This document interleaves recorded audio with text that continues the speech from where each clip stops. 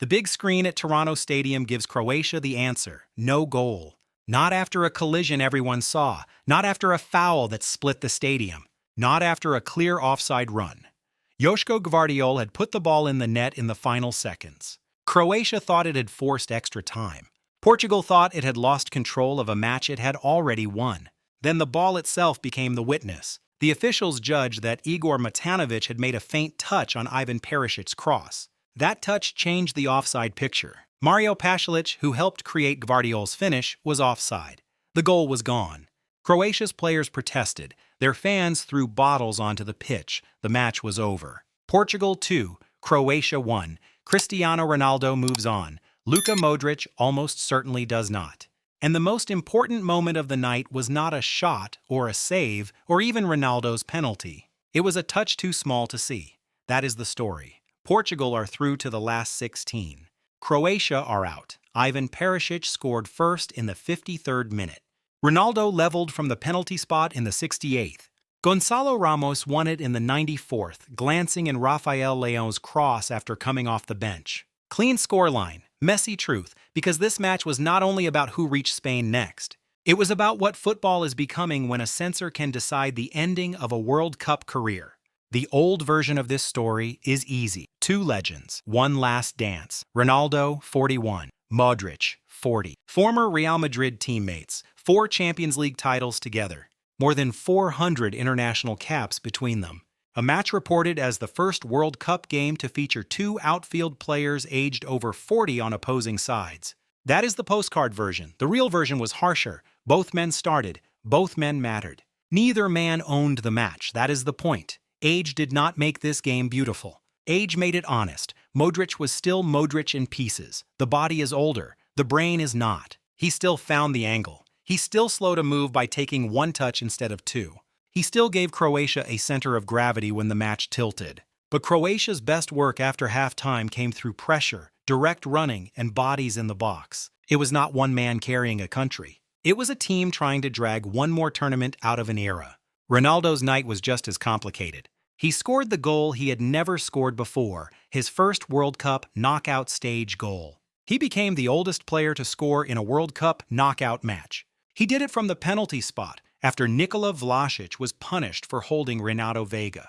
He hitched the run-up. Livakovic went right. Ronaldo went down the middle. History, but not control. Portugal did not suddenly become fluent after the penalty. Croatia still had chances. Mateo Kovacic forced saves. Petar Sucic had a goal ruled out. Diogo Costa had to work.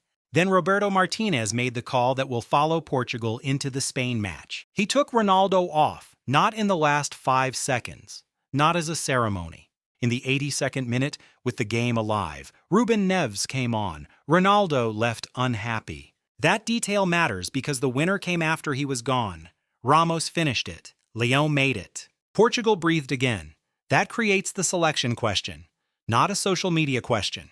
A football question. Should Ramos start against Spain? Or does Ronaldo's penalty prove that Portugal still need his gravity, his nerve, and his penalty box magnetism from the first whistle? There is no clean answer. That is why Martinez has a problem. If Ronaldo starts, Portugal keep the player opponents still watch before every cross. They keep the penalty taker. They keep the man who has seen every version of knockout pressure. If Ramos starts, Portugal may get more movement, more pressing, more vertical threat, and less need to bend the attack around one fixed reference point. Against Croatia, Martinez tried both versions in the same match. Ronaldo gave him the equalizer. Ramos gave him the exit door. Spain will not allow Portugal to spend 80 minutes deciding which team they want to be. But that tactical headache was only the second argument. The first was the machine. 4 goals were disallowed in this match. The Guardian reported that as a first in World Cup history. 3 against Croatia, 1 against Ronaldo. A match that should have been remembered for 2 40-year-old outfield legends became a referendum on the modern offside process. The final decision was the sharpest one. FIFA's connected ball technology places an inertial measurement unit inside the ball. It can send movement data at around 500 times per second. It is built to identify the exact moment of contact. That helps offside decisions. In theory, it removes guesswork. In theory, it gives the referee better evidence than the naked eye. In Toronto, it produced the hardest kind of evidence. Evidence people struggle to feel. Martinez defended it. His message was direct. The balls have a chip. That is why VAR intervened.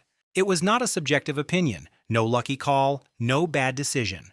From Portugal's side, that is logical. If the ball detects a touch, and if that touch makes Pasalic offside, the goal has to be ruled out.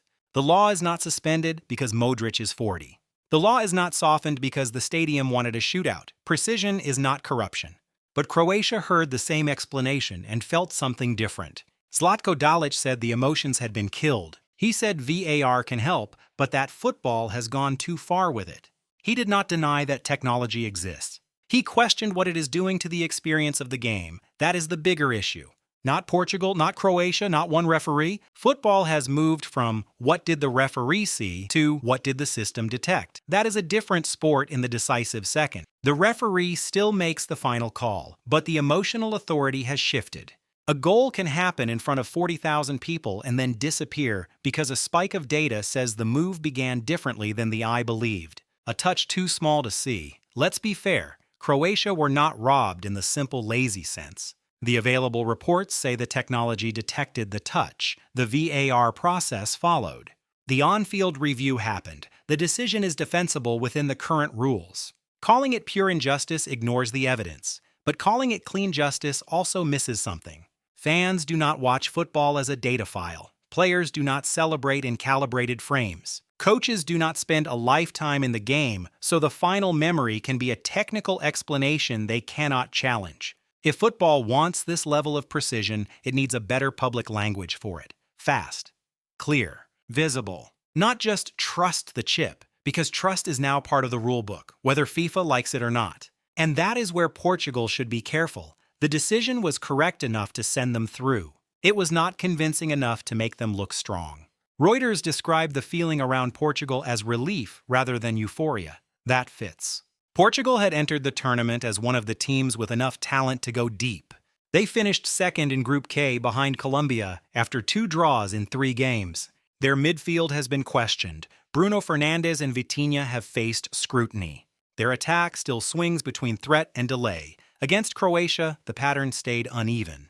Portugal were better early. Leão hit the bar. Pedro Neto found space. Renato Veiga shouldered his way into the penalty incident. But once Croatia scored, Portugal lost some calm. Ronaldo said it himself. In the second half after the goal, Portugal got a little bit panic. His words, not ours. That matters because Spain are next. Monday, Dallas, European champions. A rematch of the 2025 Nations League final, which Portugal won. This is not a soft landing. This is a mirror.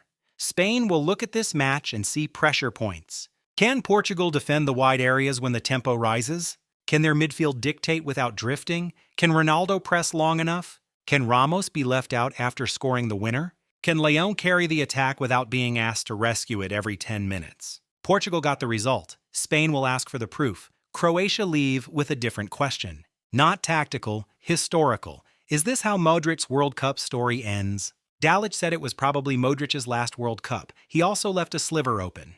Only God knows what will happen in the next 4 years, he said. That is respectful. It is also realistic. Modrić will be 44 by the next tournament. The word probably is doing a lot of work, but not too much. Ronaldo found him after the match. They hugged and exchanged a few words. Ronaldo said he had played with Luka for many years. They were nearly the same age. Modrić, he said, is a legend of football. Still a legend. Good. That was the right tone. No grand speech, no forced farewell. Just 2 men who know exactly what time has taken and what it has not. For Croatia, the Modrić era is not only one player. It is 2018 in Russia when they reached the final. It is 2022 in Qatar when they finished 3rd. It is a small country playing tournament football with the nerve of a heavyweight. It is midfield control, penalty shootouts, extra time, and a captain who kept showing up. Against Portugal, Croatia almost produced one more survival trick. They did not. The chip said no.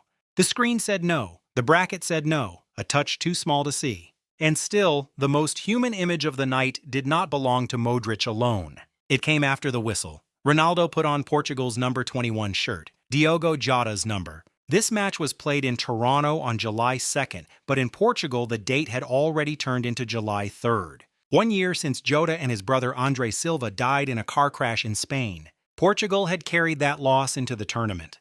Roberto Martinez had called Jota our light and made him an honorary member of the squad.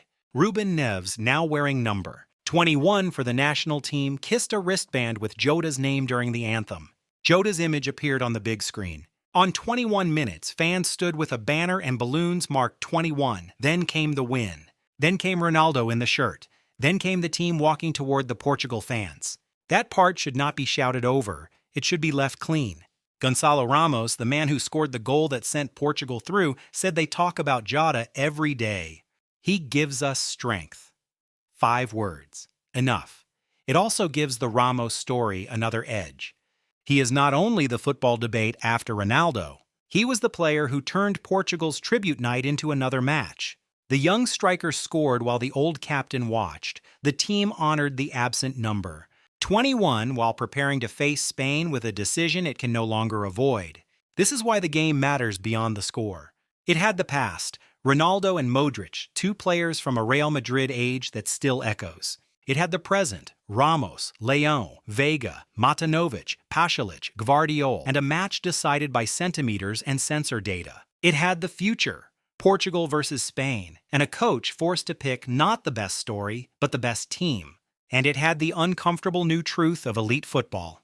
The closer technology gets to perfection, the more football has to defend what perfection costs. Maybe Portugal deserved to go through, maybe Croatia deserved one more chance. Both views can stand in the same room. That is what made Toronto feel so sharp. So now the question comes back to you. If the chip is right, is the call automatically right for football? Should Portugal start Ronaldo against Spain because he still owns the pressure moment, or Ramos because he changed the match? And if this was Modric's last World Cup night, did the game give him a fair ending or just an accurate one? Put your answer in the comments. Like the video if you want more World Cup stories told with the full picture, not just the score. And subscribe before Spain tests the team that survived by a penalty, a substitute, and a touch too small to see.